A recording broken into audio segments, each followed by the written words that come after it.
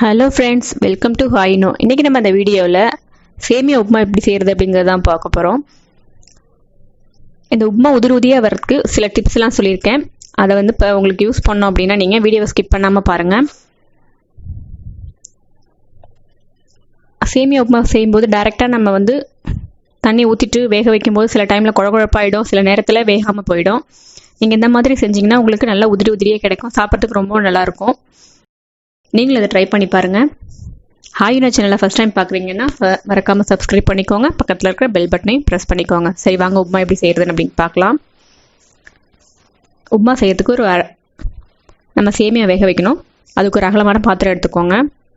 அந்த பாத்திரத்தில் 1 லிட்டர் அளவுக்கு தண்ணி விட்டுக்கோங்க. நார்மல் வாட்டர் தான் அது.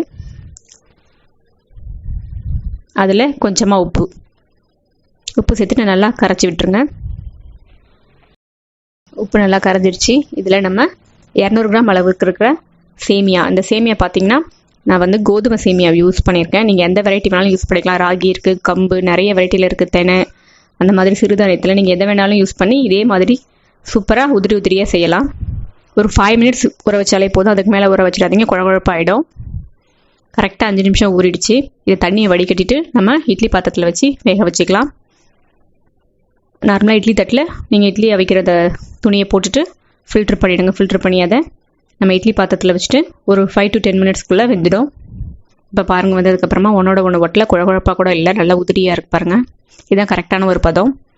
நம்ம இதை எடுத்து வேறு ஒரு பாத்திரத்தில் மாற்றிடலாம். அதே பாத்திரத்தில் வச்சுருந்தீங்க அப்படின்னா அடியில் கொஞ்சம் குழப்பாக இருக்கும், மேலே மட்டும் உதிரியாக இருக்கிற மாதிரி இருக்கும். அதனால தான் உடனே வேறு ஒரு பாத்திரத்தில் மாற்றிட்டு நல்லா அந்த மாதிரி உதிர்த்துக்கிட்டுருங்க. நம்மளோட சேமியா வந்து ரெடி ஆகிடுச்சு. அடுத்தது தாளிக்க போகிறோம். அது எப்படி செய்கிறதுன்னு பாருங்கள். ஒரு பேன் ஒன்று ஹீட் பண்ணிக்கலாம். அதில் 2 டேபிள் ஸ்பூன் அளவுக்கு கடலை எண்ணெய். எண்ணெய் நல்லா சூடாகட்டும். எண்ணெய் சூடானதுக்கப்புறமா 1 டேபிள் ஸ்பூன் அளவுக்கு கடுகு, அதோட 1/2 டீஸ்பூன் அளவுக்கு உடச்ச உளுத்தம்பருப்பு, அதுவும் சேர்ந்து 2 நல்லா பொரியட்டும். கடுகு நல்லா பொரிஞ்சிடுச்சு. இதோட ஒரு 2 டேபிள் ஸ்பூன் அளவுக்கு கடலைப்பருப்பு, அதையும் சேர்த்து நல்லா பொன்னிறமாக வர வரைக்கும் வறுத்துக்கோங்க. கடலைப்பருப்பு நல்லா வந்துடுச்சு. இப்போது ஒரு பெரிய சைஸு வெங்காயத்தை நல்லா பொடியாக கட் பண்ணி அதையும் சேர்த்துக்கோங்க. காரத்துக்கு பச்சை மிளகாய் உங்களுக்கு எவ்வளோ தேவையோ அந்த அளவுக்கு ஆட் பண்ணிக்கலாம். ஒரு துண்டு அளவுக்கு இஞ்சி, அதையும் பொடியாக கட் பண்ணி சேர்த்துக்கோங்க. சேர்த்துட்டு நல்லா வதக்கிக்கோங்க. வெங்காயம் ரொம்ப வதங்கக்கூடாது. அந்த கண்ணாடி பதத்துக்கு இருக்கும்போது தான் உப்புமா சாப்பிடும்போது உங்களுக்கு கடிப்படுச்சுன்னா நல்லாயிருக்கும். இதோட பொடியை கட் பண்ண ஒரு பெரிய சைஸ் கேரட், பச்சை பட்டாணி, ஃப்ரெஷ்ஷான பச்சை பட்டாணி, 1 கப் அளவுக்கு பொடியை கட் பண்ண பீன்ஸ், இதை சேர்த்துட்டு நல்லா வதக்கிக்கோங்க. இந்த காய்க்கு தேவையான உப்பு சேர்த்துக்கலாம். நான் ஏற்கனவே உப்பு சேர்த்து சேமியா வேக வச்சுருக்கேன். காய்க்கு மட்டும் ஆட் பண்ணிக்கோங்க. இது ஒரு 2லேருந்து 3 நிமிஷம் மூடி போட்டு வேக வச்சுருங்க. அந்த காயோட கலர் வந்து மாறக்கூடாது உங்களுக்கு, அப்போ இருந்தால் சாப்பிட்றதுக்கு நல்லாயிருக்கும். இப்போ பாருங்கள், ஒரு 3 நிமிஷம் நல்லா வதங்கிடுச்சு.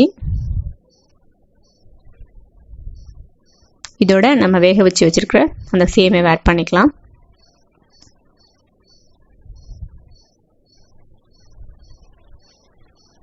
சேமியை சேர்த்துட்டு அதையும் நல்லா மிக்ஸ் பண்ணிக்கோங்க.